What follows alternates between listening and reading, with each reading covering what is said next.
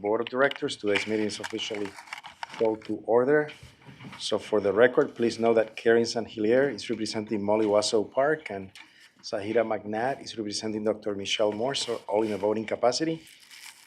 So before we proceed with the meeting, I would like to extend a warm welcome to our new board members, Deputy Mayor Helen Arteaga Landaverde, former CEO of Elmhurst. Welcome.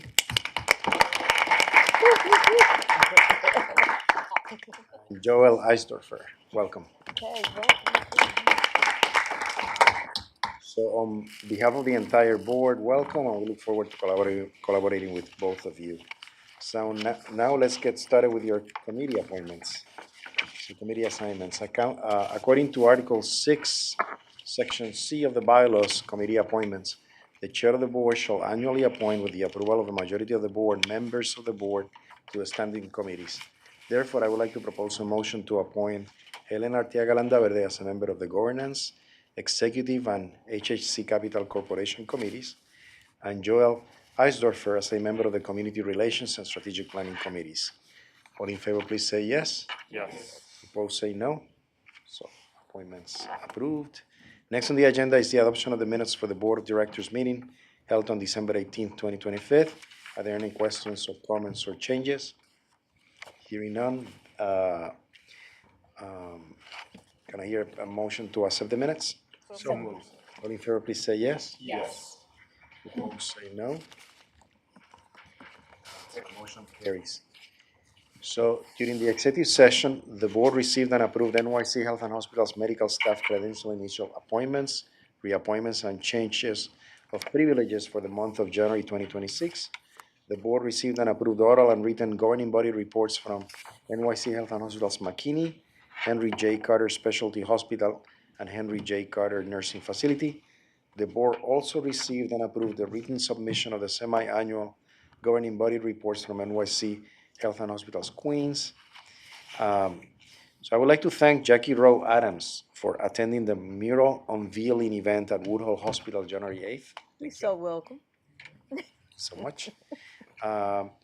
Gotham Health, Sideman Community Health Advisory Board Annual Public Meeting October 10th, and the Governier, this is all you, and the Gouvernier's 140th year anniversary celebration October 22nd. Thank you. Thank you, Jackie. Thank you, Jackie. So during executive session, the board approved also Dr. Katz's continued role as president and CEO of NYC Health and Hospitals Corporation. Thank you.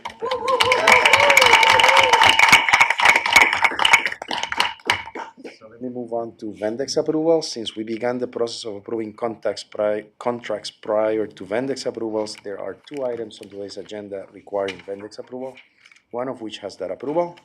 However, there are 15 items from previous board meetings pending Vendex approval. We'll continue to notify the board as outstanding Vendex approvals are received. Now I'm going to move to the resolutions. So it will be, give me 1 second. So number 6, I think it is. Yeah, number 6. Yes, I'm going to be recusing myself from the record on this one. I will be recusing myself from this one. And with this one is authorizing the executive director of MetroPlus Health Plan Inc., MetroPlus, for the health plan to increase the contract authority for Change Healthcare for risk adjustment services in the amount of $3,100,000, which includes a 15% contingency for a new total not to exceed authority amount of $23,285,000 for the remaining contract term to end March 21st, 2027. And this was presented to the MetroPlus board on December 11, 2025. Good afternoon. My name is Lauren Leverage Castaldo. I'm the Chief Financial Officer of MetroPlus Health Plan. We have an activity as part of a health plan where our patient acuity is documented and then measured for revenue adjustment. And so what we do is we assure that our population diagnosis are captured, and we go through an activity of looking at members' charts to assure that we have captured and we are receiving the right revenue for our overall population. This affects a number of lines of business where our Senior Director of Risk Adjustment will go through the background and further detail of the need as to why we are asking for the $3.1 million of additional funding for the remainder of this agreement. Nick? Yeah, hi everybody. Pleasure to be with you.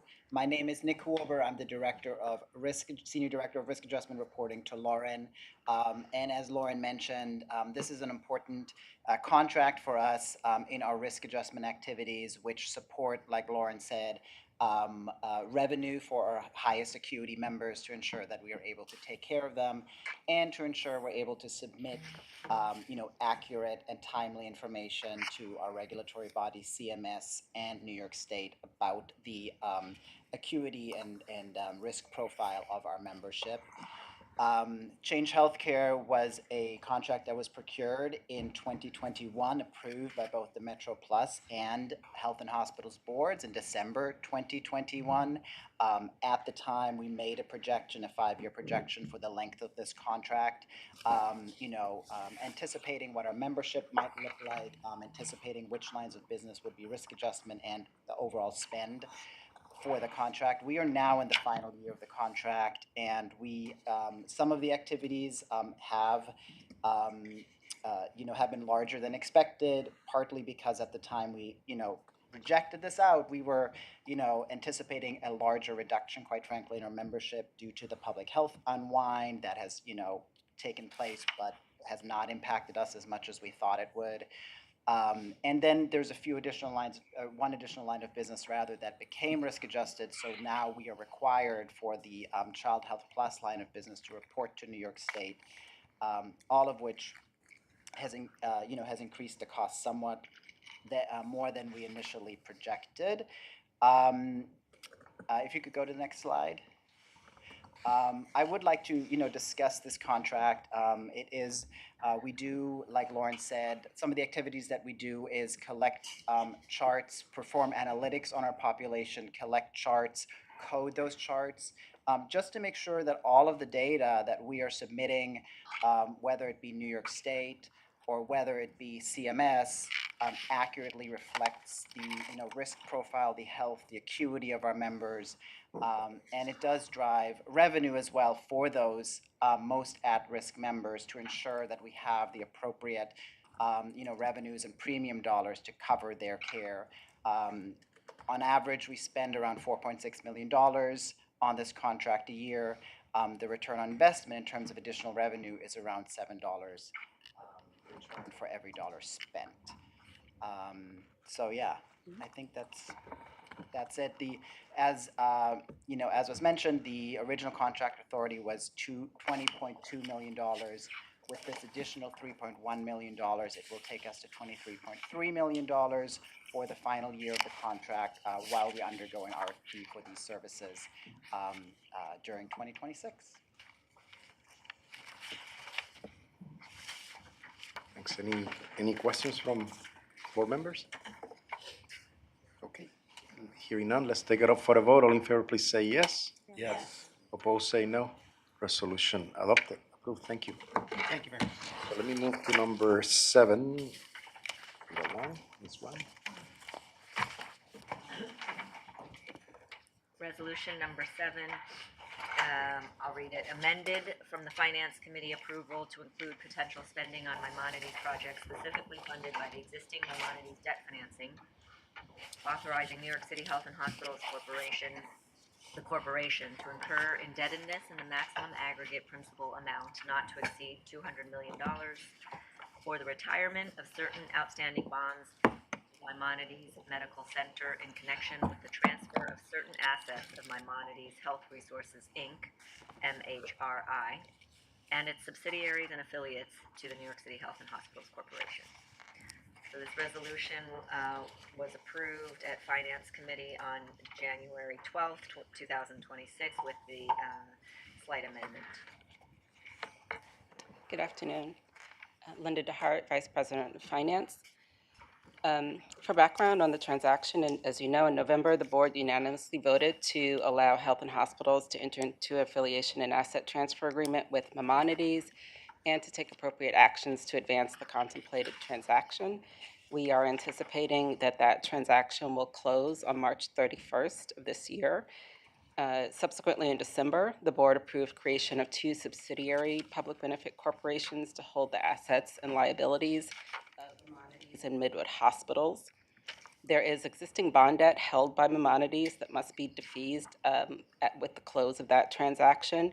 There are two reasons why we can't just transfer that over like we are transferring over numerous other liabilities. First, the subsidiaries that we're creating of H&H by statute are not allowed to hold or issue debt. And we can't bring that debt into the H&H parent corporation because of conflicts with our existing H&H bond covenants. Next slide, please. As noted, we needed to make an amendment due to some new information to the resolution as approved by the Finance Committee. That resolution authorized the system to borrow funds to defease that outstanding bond debt held by Maimonides. It is, as noted, effectively replacing the Maimonides debt with H&H borrowing.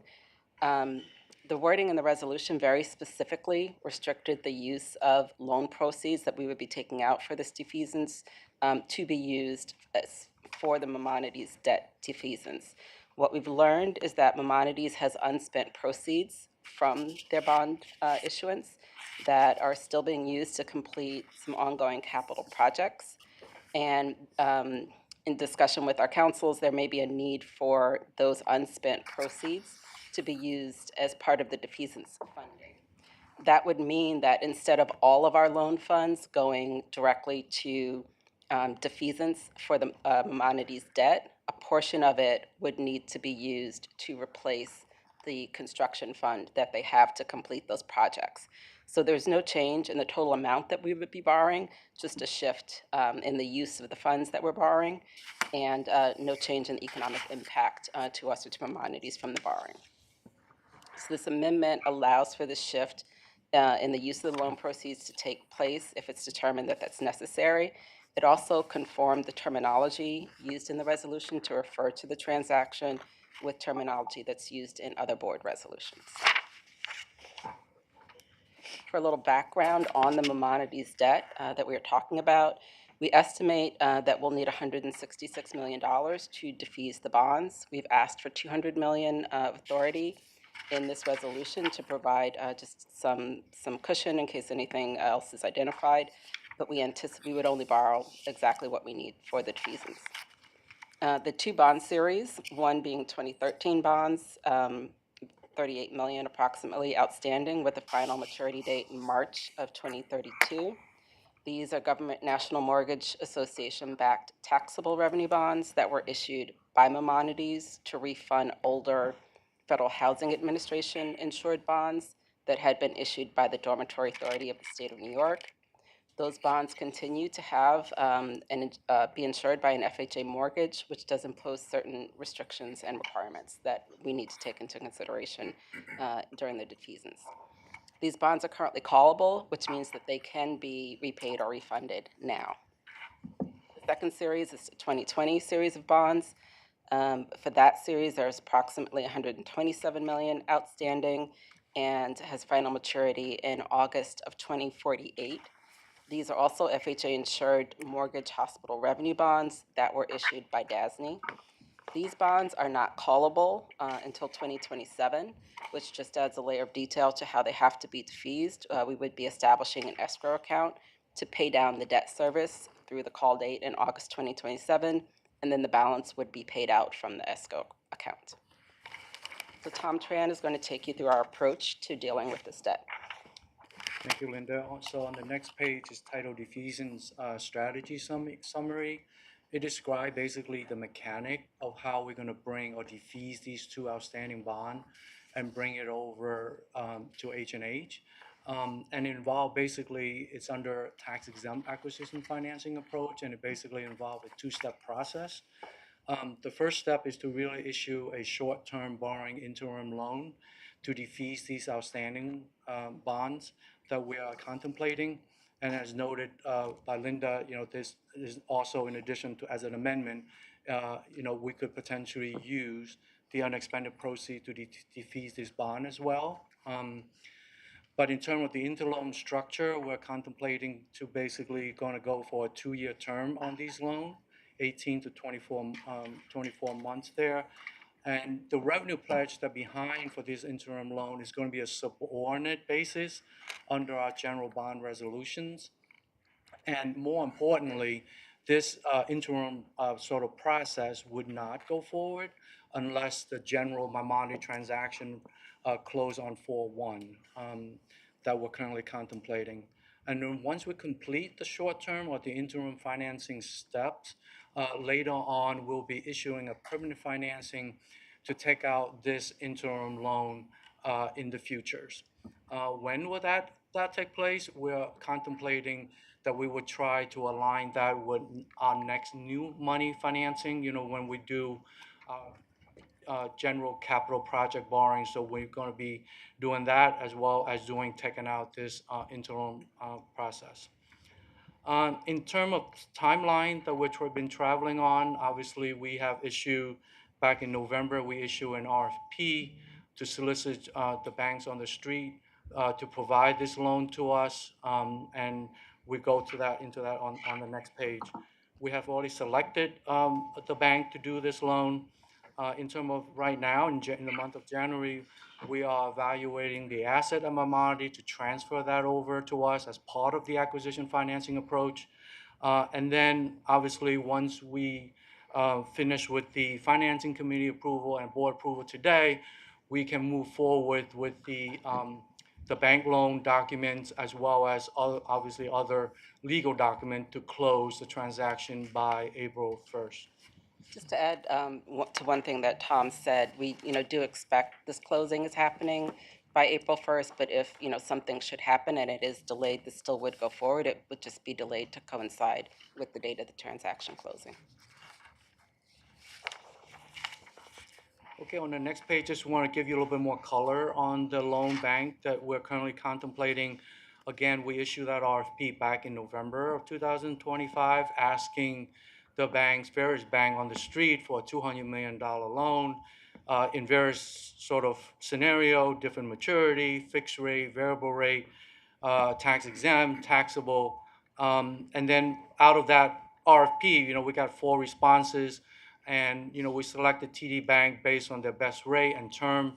And you see their outstanding rating from Moody, S&P, and Fitch, both on the long term as well as the short term, and their outlook by their respective rating agencies. One important note here is TD Bank is currently serving as a letter of credit provider for our variable rate bonds that we currently have outstanding in our bond portfolio, as well as serving as a remarketing agent, which is a reset of our interest rate for those variable rate bonds. In terms of indicative level, what interest rate that we're going to be charged for these loans, you'll see there in that table, it's a summary, right? This is interest rate was really back at the time of the RFP for both tax exempt and taxable, and variable rate and fixed rate. For this purpose, we're obviously showing you both tax exempt and taxable. But most likely scenario that we're going to be doing is, again, it's a tax exempt acquisition financing. So the rate that we're kind of more important to us is 351 for the variable rate and the 321 for the fixed rate. So yeah, I guess in terms of next step, we're obviously in the midst of this whole interim process, the tax exempt acquisition financing. We are working diligently with our financial advisor, bond counsel, and our legal team to basically finalize the financing plan to close by April 1st, negotiate the term of the loan that reflected on the term sheet that the bank provided to us.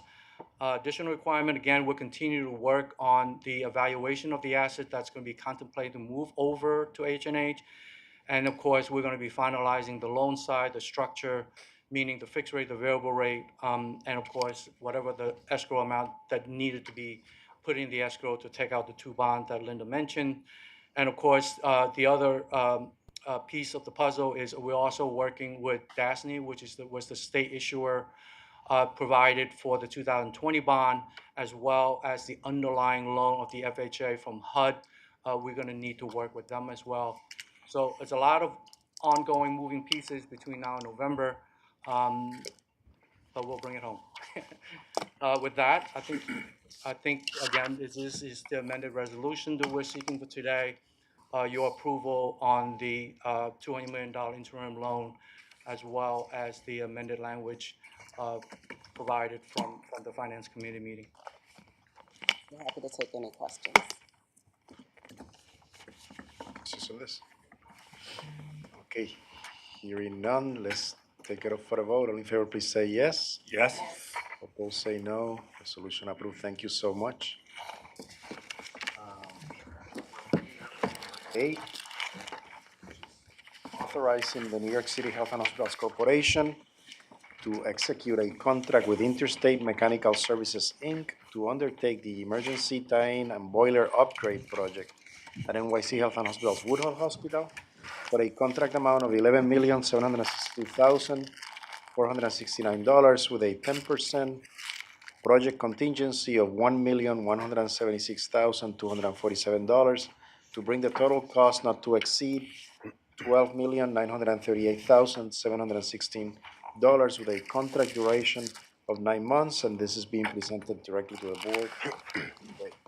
Good afternoon, board members, Dr. Katz and Dr. Pagan. I am Manny Saez, Vice President of OFD. I'm joined here by Minji Indar and Kiki Benisikoff from Woodhull.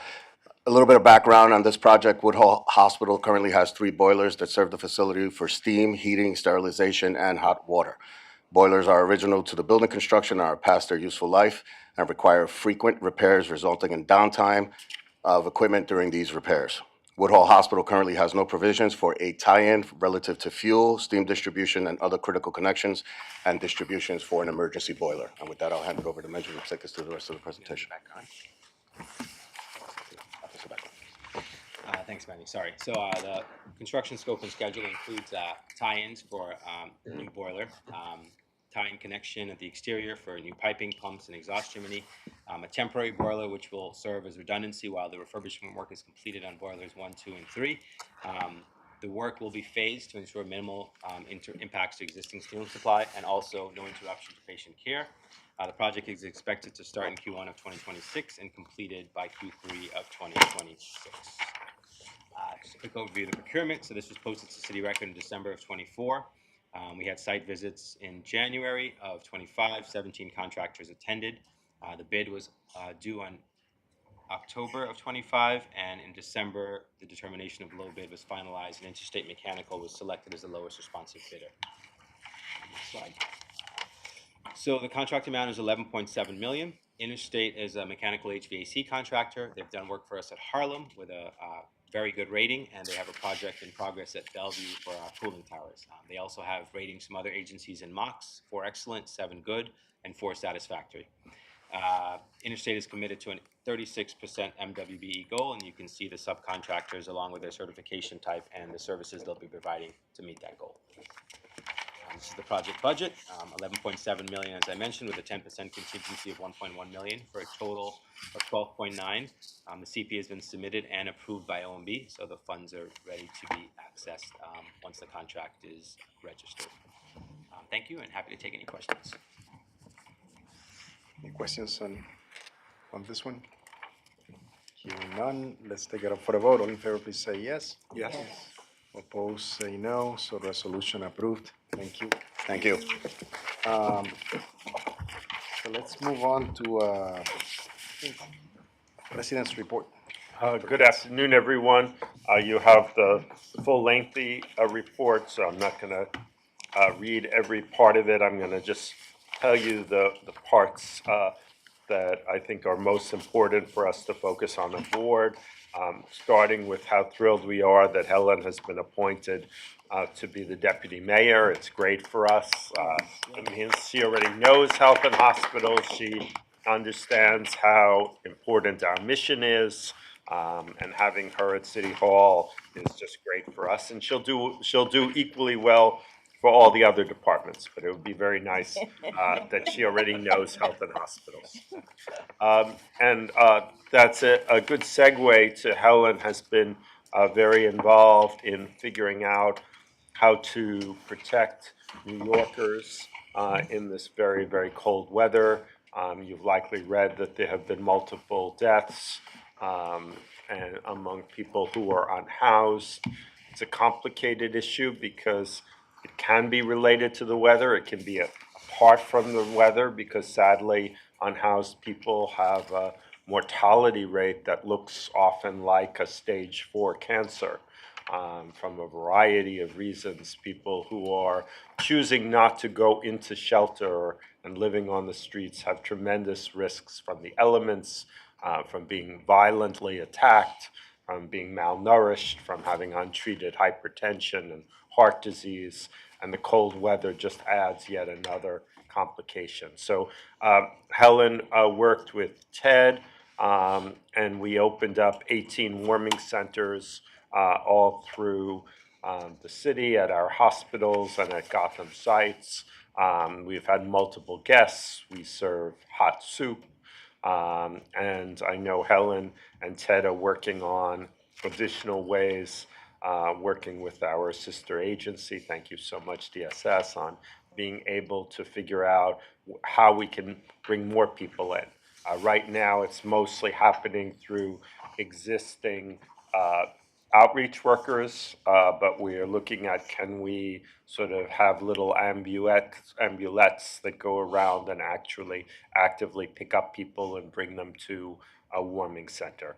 In the morning at all of the centers, we're providing same-day appointments at the safety net clinics to try to engage people in care, because part of what gives them such a high mortality rate is that they have untreated disease, usually of a cardiac nature. So that has been a very positive thing that we've been able to do together. The intensive care unit at Met earned a 2025 Gold Beacon Award for the third year in a row. Many of us were very pleased to be at the event at Just Home at Jacoby. The mayor wanted to make it clear that he supports our Just Home initiative to provide formerly incarcerated New Yorkers who have complex medical needs with a home on a campus where they can receive medical care. And he wanted to make it clear that he fully supports that model and will help to get us through the next set of challenges in actually converting the physical facility and funding it with our partner, the Fortune Society. The mayor also came out, along with Helen, to celebrate the launching of 2 new clinics to provide comprehensive health care to young people, one at Woodhall and one at Queens. Another very positive announcement that I think should give you a lot of pride was that we secured 75 Medicare-funded residency positions. So the federal government announced that they would fund more residency positions, and we got the most in the whole U.S. I think is, indicative of people recognize, the vital care that is being provided, and the fact also that we're an excellent teaching site. And so this is right. I mean, Medicare becomes the payer, so we get 75 extra physicians right early in the training. They are mostly learners, but in the late part of their training, they're mostly clinicians as they make that transition. And we also find that we can recruit much better when people train with us. Go ahead. Make sure that we have discretion over the residents, where they go, what Yes. practice, what field. Correct. There are, each field has rules about things like how many cases. So you can't, you have to, we have choice, but within those parameters. So when you look at where you can expand, you have to look at what the patient base is and whether or not the volume would support increased residents. And Dr. Sui Teki is working on that analysis right now, but we're certain that we'll be able to use all 75. It's just a question of making sure that we're following the rules. The programs that tend to be most challenging are ones that have specific rules about numbers of surgeries.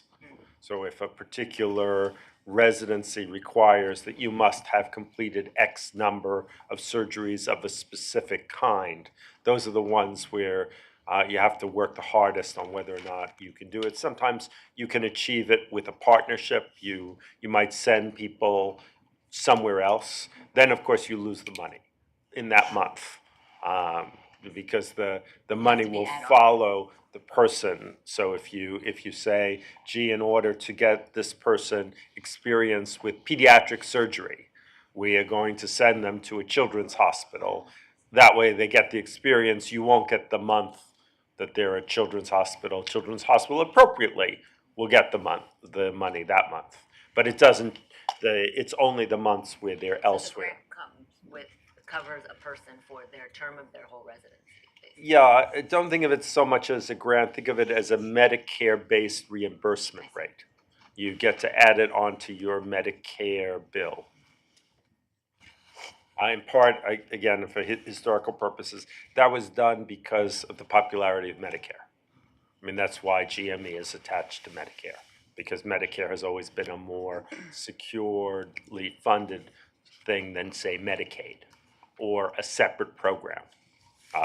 But regardless, it's very good news, and the people throughout our facilities who developed those programs deserve a lot of credit.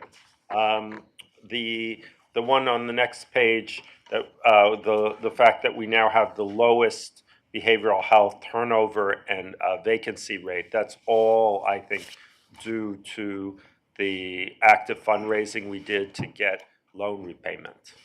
And that's, we believe very much that for us, loan repayment is a better solution than simply trying to raise salaries. Not that it's bad to raise salaries, but really when we raise salaries, since we're competing against major New York City hospitals, they just raise them higher. So it doesn't necessarily guarantee, since we will always have limited resources, raising salaries. You need to be in the range, but if you think you're going to go above the big New York hospitals, they'll just push it higher than that. Loan repayment, on the other hand, means that we're getting more staff that look like our patients, who come from the same communities as our patients, and who have a reason to stay with us. So we're big believers in the use of loan repayment, with people making commitments to stay with us. And in general, it's clearly working.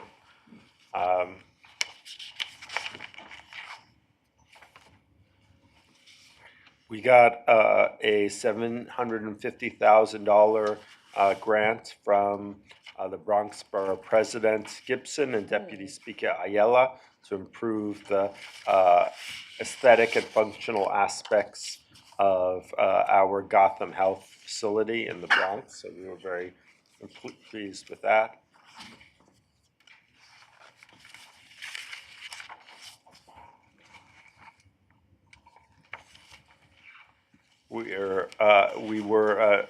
Our chair mentioned how great the event was that Jackie attended on the community mural at Woodhall, and we had all of the violence interrupting programs present. It was a great event, and it's also another ongoing. This is all dates through our relationship with the Lori Tisch Illumination Fund. So otherwise, we wouldn't have all of these murals.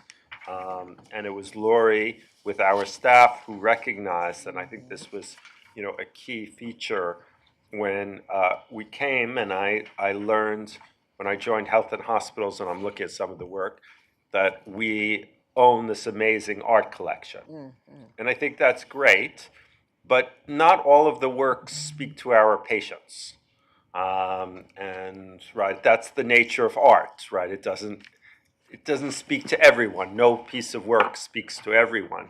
And what we heard was that people wanted to feel that they were able to participate in the art, that they were able to choose artists that spoke to them. And the Lori Tisch Illumination Fund has really embraced that strategy. So rather than just trying to spend money on humidifiers to keep the existing art in the right temperature for posterity's sake, we are involving community partners in painting parts of the murals. And the two artists who designed the mural were there at Woodhall, and I think it was, for everybody, a really good feeling. I'm going to end. There's you have data from Metro Plus survey that finds New Yorkers facing hard choices between health care and cost of living. And I don't know how many of you saw it. The New York Times, I think it was yesterday or today, had a similar article that said that the thing that most people are worried about is not their ability to pay their rent or food, but their ability to pay healthcare bills. And, you know, I think, you know, here is a wonderful spot, and I have talked to the mayor myself about the fact that health and hospitals is the solution to affordability in New York City for healthcare. There is no other solution, right? I mean, if you're lucky enough to be well insured, which often isn't just Medicaid, because many outpatient providers do not accept Medicaid.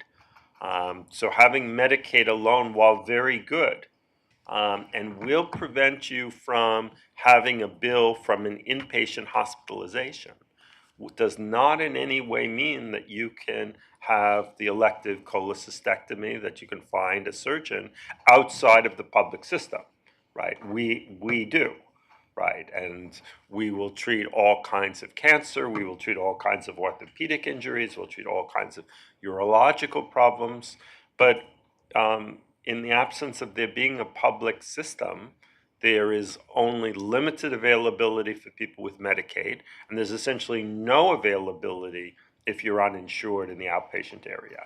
Again, EMTALA guarantees that if you have an emergency through the emergency room into the hospital, New York City is a place of great hospitals, people will get excellent care. But outpatient, elective surgery, pharmaceuticals, rehab, physical therapy, any of the therapeutic behavioral health, the only affordability option on a wide scale is health and hospitals. And I think the mayor understands that and sees the value of supporting us. So I think those were the issues that I most wanted to mention. I'm happy to hear any thoughts that you have or any questions about those or other issues. Any questions? Were there any other agenda items that you discussed with the mayor that are of critical importance to him, or that are coming down the pike that we should be aware of? I think that the question of what is the best way to do the Be Heard program is an issue that everybody is working on. The Be Heard program is a very sensible program in the sense that it is the program where if somebody is emotionally upset, we send a social worker rather than a police officer. But the current program lacks a sufficient number of emergency medical technicians, EMTs, to be able to respond to the most of the calls, because the current program assumes that if there is an emotionally disturbed person, 2 EMTs go out with a social worker in an ambulance that is not able to transport. And then if the person needs to go to the hospital, 2 more EMTs come out with another ambulance so that you could be in a situation with 4 EMTs, 2 ambulances, and a 3 or 4 hour call. Because when you call for the second ambulance, the first set of EMTs cannot leave, so they're there, but it's not going to be the priority for the second ambulance to come right away because they're responding to people who are bleeding or people who are short of breath or people who are having substernal chest pain. So the mayor, and I think there is broad understanding, I know Helen understands, that the current system is not sensible. It is not what New York City needs at the moment because there are simply not enough EMTs. The issue that there is being discussed is what is the right situation and what is the right role for health and hospitals. We have traditionally provided the social workers, and everybody wishes us to continue to hire and train the social workers. Everybody also recognizes that there are not enough EMTs and that the use of EMTs for these calls means that people who have shortness of breath or are bleeding or have substernal chest pain are not going to be responded to as quickly if the people are all on these other calls. But that does not yet have an answer. I think what the mayor and his staff and Helen understand is that the current system is not ideal, and over time, fewer and fewer calls are being routed to be heard because of the heavy requirement for EMTs. And so figuring out what is the right way, I think, will be a major issue there. And New York City may need to experiment a little bit on, but whatever the answer is, it isn't 4 EMTs and 2 ambulances. So, I just want to say I was definitely honored to be at the event. And I really didn't know how involved that Health and Hospital was with the violence interrupters. And it's really needed because, each one of them are out there putting their lives on the line. And to see the involvement of Health and Hospital, really, I thought that was wonderful. And then one of our favorite people, I call her Heather, but Haley, that have that program, that they're working very closely with them as we did one at Harlem Hospital. It was just a success, and it just let the public know that Health and Hospital is not only saying I'm curing the patients in the hospital, but they're saying we out here saving lives and dealing with this gun violence. And so that was really an honor, not as a board member, but as a violent interrupter, myself. So we need to just continue that and spread it, citywide, keep it going. And it means a lot. And I think that help drives down, take down a lot of the violence. And not only gun violence, period. Because you have these stabbings and, violence beat up. So, and Health and Hospital is playing a great part. And it's a lot of stuff people don't know, and I'm going to write around. But to see the attention that was given and the time that was taken for them to do that mural, it was fabulous. And it was a lot of involvement and caring, and people were so excited, especially the violence interrupters, because you know what their job is. And those that do not know, they are out there on the ground, boots on the ground, trying to interrupt the violence, which is doing a good job. So I just needed to say that. So thank you, and let's keep it going in the hospitals. Thank you, Jackie, and thank you for all the work you do as a violence interrupter. I know a lot of people call on you, the police, other mothers, other fathers, right, and see your role as so important. And kudos to Jessica and what's the director name? Marley. Marley. Yeah, kudos to them. So. Right. Okay. Thank you, Jackie. Dr. Wright. Yes, thank you. Yeah, I just wanted to agree with Mitch in terms of the the extreme cold weather and the partnerships that we're working on, and the health department was honored to also work with DHS and Health and Hospitals, and under DM Helen. Yeah. Her leadership has been really a wonderful thing the last few days. It's been, as you can imagine, very challenging, and kudos to DHS and the folks that are working, all of us together. I think it really does speak to partnerships and just the value of doing that. And so very excited about what DM Helen is bringing and how we're all kind of working together. And the second thing about the Be Heard, Mitch, you and I have had conversations Right. about that, and I'm sure those will continue. So just wanted to say that the health department is honored to work in those partnerships. And this new administration, we're all very excited. Well, thanks, and we love working with DOHMH, and obviously you yourself have an outsized role in trying to help with people who are having emotional challenges, and we want whatever the solution to be a solution that you and your team believe in. Thank you. Yeah. Okay. Okay, so the committee and subsidiary reports were emailed to you and are in your electronic folders for your review and submission to the record. Are there any questions or comments about the reports? Is there any old or new business from board members to come before this board? Hearing none, the board meeting is adjourned. Thank you. This meeting is no longer being recorded. This meeting is being transcribed and summarized.